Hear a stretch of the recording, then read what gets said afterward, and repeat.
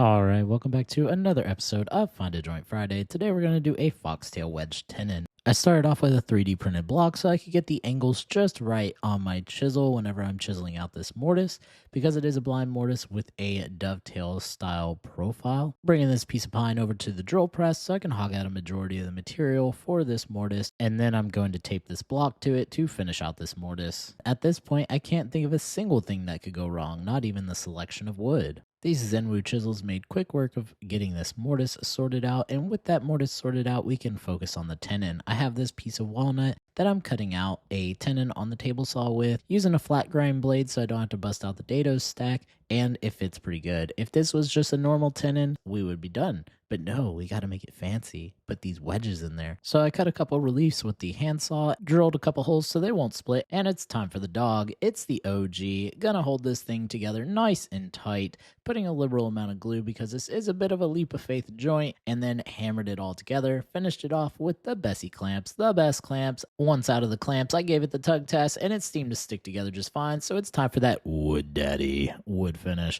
And honestly, this pine looks pretty good with some finish on it, and with it all oiled up, we now have a finished product. I guess we'll just never know what it looks like on the inside. It looks pretty good on the outside though. Yoink.